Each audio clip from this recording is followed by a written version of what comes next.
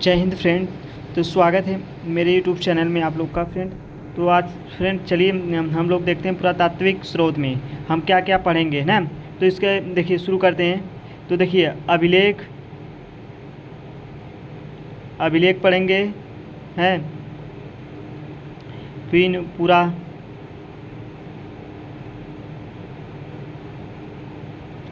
सिक्के पढ़ेंगे, पुरातात्विक सिक्के,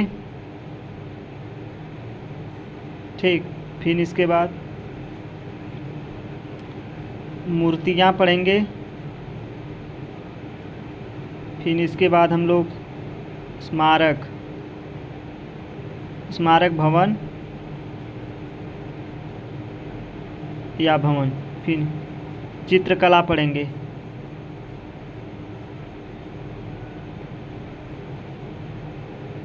तो ये सब पढ़ेंगे हैं। और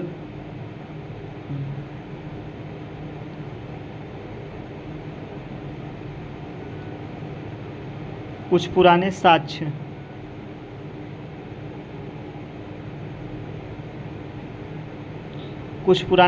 पढ़ेंगे, ठीक है। कुछ पुराने साक्ष्य पढ़ेंगे, खोज क्या क्या खोज हुई थी इसको खोज कर लो, ठीक है। तो चलिए फ्रेंड्स शुरू करते हैं।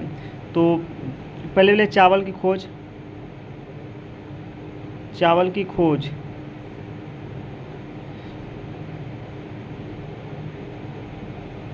ठीक है। चावल की खोज, इसको दान भी बोलते हैं, दान से ही चावल होता है।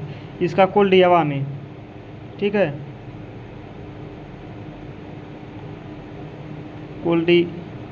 कुलडियावा और बिंद के उत्तर में, ठीक है।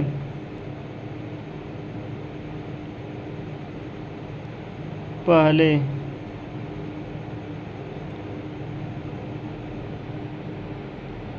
गया था, सबसे पहले उपजाया गया था, धान उपजाया गया था, ठीक। फिर आरंभिक नगर में, जो आरंभिक नगर है। फिर उसके बाद हम चलते हैं सिंधु की ओर, सिंध की सहायक नदियाँ तो पता ही है 5 है ना। सिंध की सहायक नदियाँ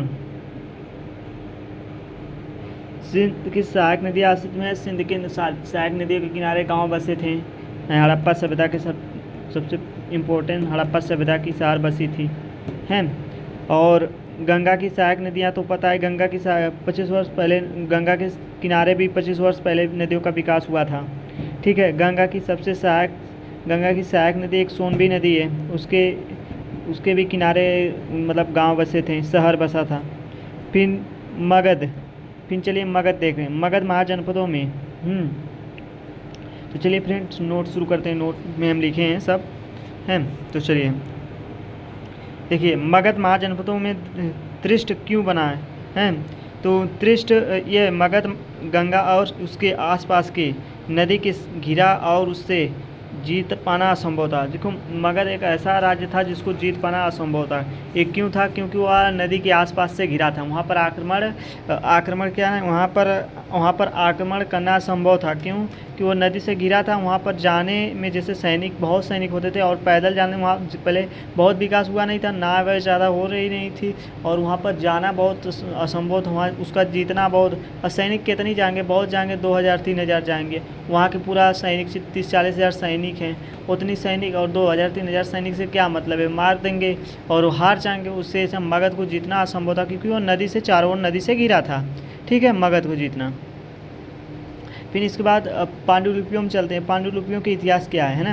देखिए नोट है, इस नोट में जो मुख्य है वही है, पढ़ा रहा हूँ। जैसे नोट है, हम नोट बनाए हैं 6 से 12 तक ले। हिस्ट्री है, जो बेसिक लेवल का जो बेसिक कंसेप्ट है, अगर आप यूपीएससी की तैयारी करें तो आपके लिए बहुत इंपॉर्टेंट होने वाली है। अगर कम्पिटिटिव एग्जाम के लिए तैयारी करें तो आपको बहुत इंपॉर्टेंट है। क्यों? क्योंकि भाई क्वेश्चन यहीं से बनता है, यहीं का शब्द समझ में नहीं आता है, जीएस में दे देता है, हाँ पता नहीं कहाँ का शब्द आ गया है, समझ में नहीं आ रहा है कौन सा है लिखा है। ये शब्द का हेर फेर रहता है, बात वही रहेगी, शब्द घुमा के दे देता है कोई भी एग्जाम हो, है। तो आप शब्द को समझिए, शब्द का मतलब क्या है, उससे आप मारने में बहुत आसानी होगी फ्रेंड। तो आई होप मेरी बात आपको समझ में आ गई होगी, हैं। तो चलिए फ्रेंड, तो पांडुलिपियों बताते हैं हम। पांडुलिपियों में इतिहास के लिए क्या भूमिका है, देखियो हम इतिहास की धार्मिक और राजाओं का जीवन, औषधियों तथा विज्ञान मिलता है ना, उनके जीवन का और उनका राजाओं का औषधियों, जैसे पहले के राजा की, देखो पहले क्या था, चिकित्सा नहीं था तो लोग अपना मतलब बीमार होते थे तो क्यों मतलब बीमार होते थे तो क्या मतलब कैसे दवा करते थे, उनके बारे में हम जानेंगे। ठीक है, देखिए पहले की बात अलग है, अब की बात बहुत है। आप लोग हम ज़्यादातर रसायन ज़्यादा खा रहे हैं। अब रसायन की बात करोगे तो हम लोग यूरिया व जो भी जैसे चावल, जैसे फर्टिलाइजेशन के सब जो, और एक होता है हाइब्रिड मतलब समझते हो ना, पौधा बहुत जल्दी बड़ा होता है, बहुत जल्दी फलता है, बहुत ज़्यादा फल देता है, तो उसको हमने फर्टिलाइजेशन और हाइब्रिड कर दिया है। मतलब नहीं होता है, आप पढ़ेंगे अनुवांशिकता प्लांट के बारे में, अरे हमें याद नहीं आ रहा है, जीव विज्ञान में है तो टॉपिक भटक जाएंगे, है ना, अदर डाइवर्ट हैं, नहीं टॉपिक डाइवर्ट, हम दूसरी टॉपिक पे चले जाएंगे। तो चलिए हम बाद में बताएंगे। तो औषधियों तथा विज्ञान मिलता था, औषधियों और विज्ञान जो पांडुलिपियों में लिखा मिलता था, इसे लिखा था पांडुलिपियों में, ठीक है ज़्यादा। और पांडुलिपियों में लिखा था बहुत से, अब एक और मतलब बहुत सी पांडुलिपियाँ पढ़ी ना जा सकी, उसे रखा गया है। अब बहुत सी पांडुलिपियाँ पढ़ी गई है, ठीक है। देखो अभिलेखों से इतिहास में क्या मदद मिलती है, देखो अभिलेख से हमें इतिहास में क्या मदद, देखो बेसिक है, आपको बहुत बढ़िया कंसेप्ट है। अभिलेखों से हमें इतिहास में बहुत मदद मिलती है। देखो अशोक अभिलेख, आप जानते हैं अशोक अभिलेख 36 है और 36 जगह ही स्थापित किया गया है। और एक वाराणसी की सारनाथ में भी है अशोक अभिलेख, ठीक है, और जहाँ बुद्ध द्वारा पहला उपदेश दिया गया था, है अशोक अभिलेख। और एक चुनार में है, सबसे पहले अभिलेख जो भी अशोक का अभिलेख बना है ना भाई, वो चुनार जानते हो, मिर्ज़ापुर में चुनार है, ठीक है, वहीं का पत्थर से निकासी करके अलग अलग जगह लेके जाके और बनाया गया। और एक अशोक का अभिलेख चुनार में है, चुनार, हाँ उसको चौनार बोलते हैं, चौनार, हाँ चुनार नहीं चूरा सॉरी यार, मैं कन्फ्यूजन हो रहा है लगता है उस साथ, मुझे एक बार और देखना है। चुनार बोलते हैं, चुनार, हाँ चुनार स्टेशन करके, हाँ चुनार ही बोलते हैं। वहीं से पत्थर जाता था, वहीं का निकासी होता था, हाँ लाल बलुआ पत्थर था, वहीं से बनता था, हैं।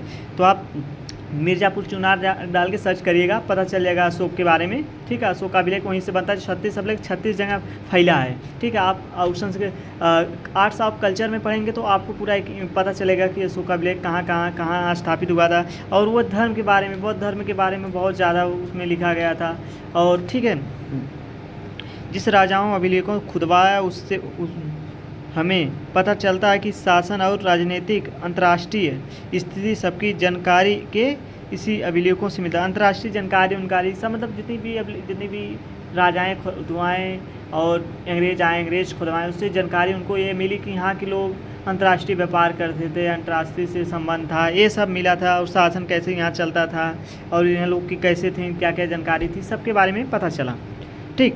सबसे पुराने अभिलेख कब कहाँ हैं, देखिए 2250 ईसा पूर्व में वर्ष में पुराना यह अभिलेख है।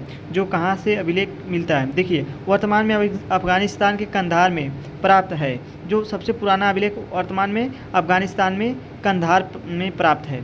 जो अभिलेख वर्तमान उत्तर पश्चिम से अफगानिस्तान और कंधार से मिले अशोक के, उसमें भाषा का कौन, यूनानी आर्मेयिक भाषा के अफगानिस्तान में अभिलेख मिले हैं अशोक के, ठीक। इतनी याद के लिए अफगानिस्तान और कंधार में अशोक के अभिलेख उसमें यूनानी आर्मेयिक भाषा में मिले हैं। इतिहास के स्रोत से पता चलता है कि हमें देखो इतिहास के स्रोत में क्या क्या पता चलता है। देखो पांडुलिपियों अभिलेख इसी स्रोत अतीत में भी कहते हैं।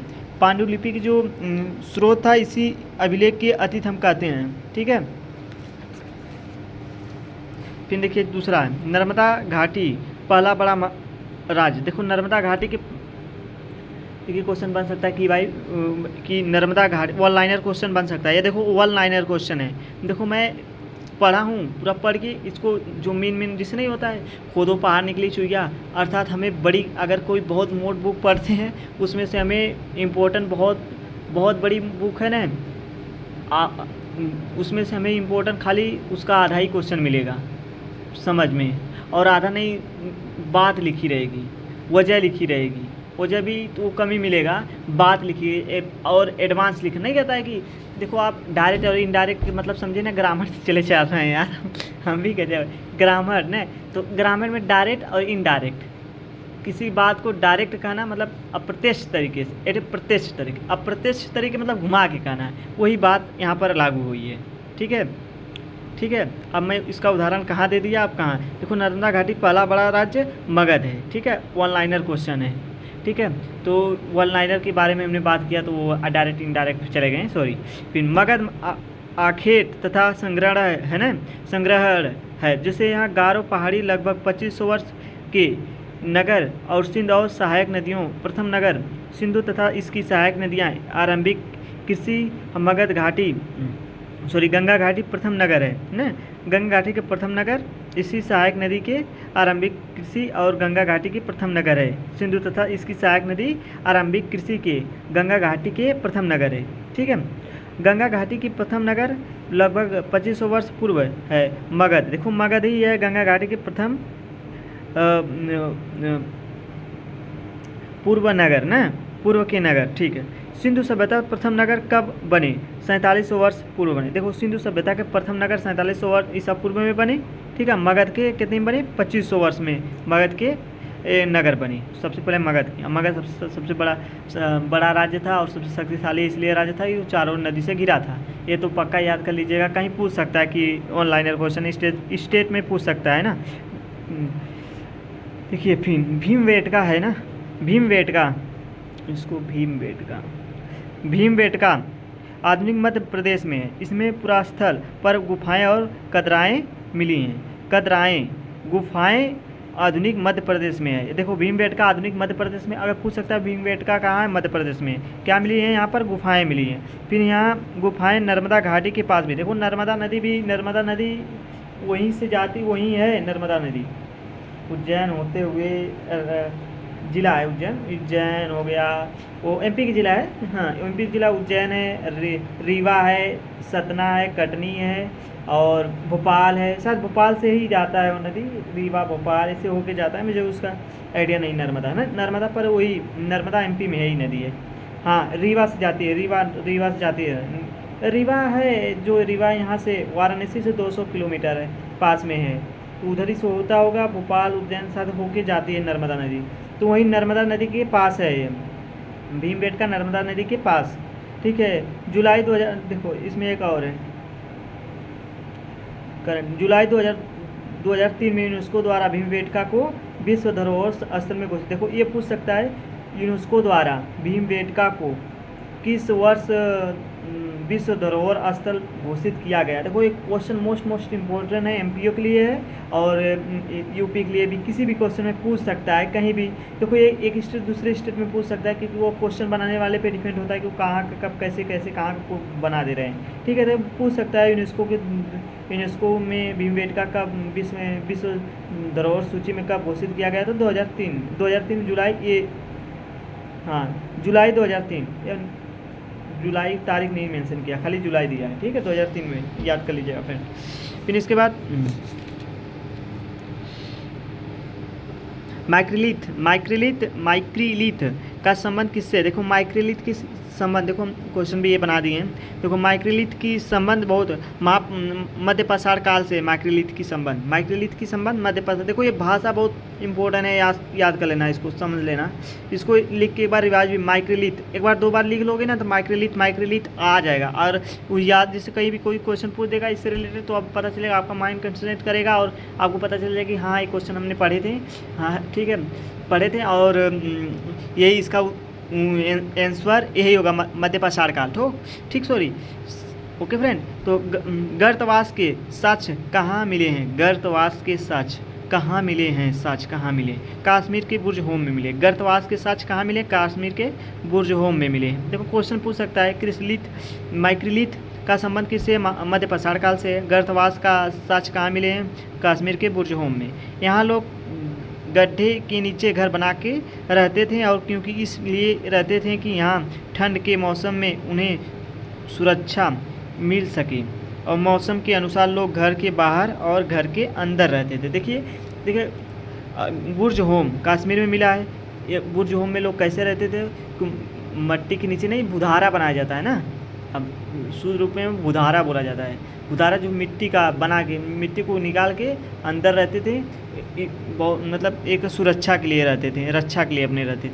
और मौसम के हिसाब से, जैसे ठंडी आ गई तो उसके अंदर हो गए, गर्मी आ गई तो बाहर हो गए, क्योंकि गर्मी में भाई बर्फ़ जो पिघलेगा तो भर जाएगा है। इसी हिसाब से लोग कर रहे थे, ठीक है। बरसात के अपने मतलब मौसम के हिसाब से नहीं होता है कि जैसे हम लोग क्या है कि हम लोग अगर बाहर हैं तो हमारे मौसम के हिसाब से हमारी शरीर डिहाइड्रेट हो जाती है, गर्म हो जाती है, ठंडी हो जाती है, ठंडा लगने लगता है, गर्मी होने लगती है, तो मौसम के हिसाब से। ओके, यहाँ पर भी बुर्ज होम में मौसम के हिसाब। बुर्ज होम कहाँ है? कश्मीर में है, ठीक है। और ठीक, माइक्रोलिथ किससे संबंध है? मध्य पाषाण काल से। गर्तवास के सच कहाँ मिले हैं? कश्मीर के गर्तवास याद करना, गर्तवास। ओखली और मूसल का प्रयोग किस काल में सबसे पहले हुआ था? देखो ये ओखली और मूसल, ठीक है, तो नवपाषाण काल में सबसे पहले हुआ था, और अनाज के पीसने का काम आता था। देखो आप तो पता ही, ओखली और मूसर उसको बोलते हैं। हमारे उत्तर प्रदेश में उसे मूसर बोलते हैं, मूसर और ओखली, तो वही बता रहे हैं। मूसर और ओखली का सबसे पहले साक्ष्य कहाँ मिला? नवपाषाण काल में सबसे पहले मिला है। इसका काम था वही, आप तो जानते हैं, धान कूटने में पीसने में काम आता था। पहले के लोग ओखल से ही धान, साथ चावल भी, गेहूँ भी पीसते थे, उसको कूट के पीस के फिर बनाते थे रोटी।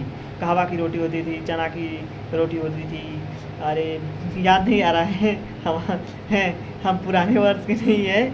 आप जो इधर एडल्ट होंगे, जो इधर बुजुर्ग होंगे, बाबा से पूछोगे तो बताएंगे हैं। सावर वर पता नहीं किसका लोग चावल बना के खाते, तो पहले के लोग बहुत दिन ले जीते हैं। अब के लोग खाते हैं यूरिया है, तो क्या जिएंगे? हाँ, इतनी ज़्यादा दवा आया जा रही है, खेत में इतनी ज़्यादा दवा लग रही है, तो इंसान को दवा लग रही है तो किस बात का? तो खेत में बहुत ज़्यादा दवा फिका रही है, इसकी वजह से लोग ज़्यादा बीमार होते हैं। ज़्यादा वायु नहीं है हम लोग को, 60-70 वर्ष ही जीना है, उसके ज़्यादा जीना नहीं है हम लोग को, ठीक है। आपके लोग को, हमारे जनरेशन में तो और कम जिएंगे लोग, 50 औसत आयु 60 से कम ही हो जाएगा औसत आयु। देखो फिर इसके बाद हमने क्या पढ़े? फिर कपास का प्रयोग सबसे पहले सेंटो निवासियों ने किया। देखो कपास की, देखो एक सेंटो निवासियाँ हैं, या ना सुनिए, सेंटो कुछ है, सेंटो निवासियाँ हैं, निवासियों ने किया था। कपास का प्रयोग सबसे पहले सेंटो निवासिया ने किया था। कपास का प्रयोग सबसे पहले सेंटो निवासिया ने किया था। कपास का प्रयोग सबसे किस देश में किया गया था? भारत में किया। सबसे पहले कपास भारत में किया था। कौन से निवासियों ने? सेंटो निवासियों ने कपास का वो किया था, कपास का प्रयोग किए थे, ठीक है। और सबसे पहले भारत में हुआ था, ठीक है। तो फ्रेंड, आई होप जितनी मैं बताया गया हूँ आप कुछ ना कुछ ज़रूर याद होगा। और मैं ये दावा कर रहा हूँ, आई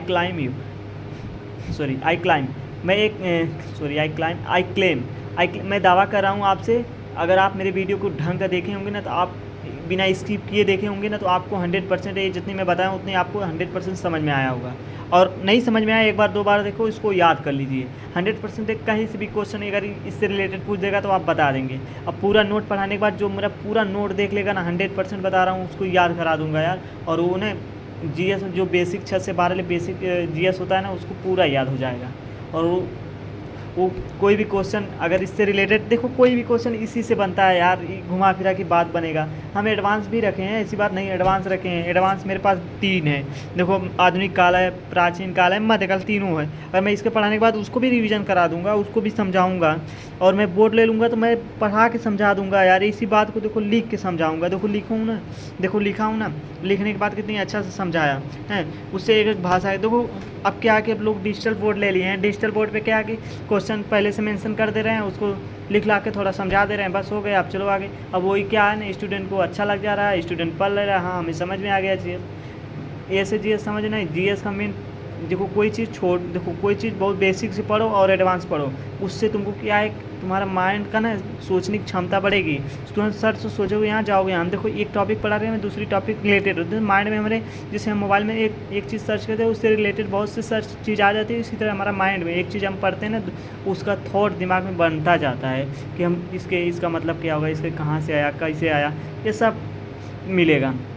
फिलहाल के लिए हम आपको नोट पढ़ा रहे हैं, तो आपको जैसे जो कुछ बात आपको हम नहीं बता रहे हैं, इस नोट में हम नहीं लिखे हैं, जो मेन पॉइंट है वही लिखे हैं, तो हम वही समझा रहे हैं। फिलहाल उसके समझाने के तरीका मेरा थोड़ा कौशल तरीका है, और मैं कैसे समझा रहा हूँ आप कमेंट करके ज़रूर बताइएगा, ठीक है। अब बिना स्किप ये वीडियो देखो, 100% समझ में आएगा फ्रेंड।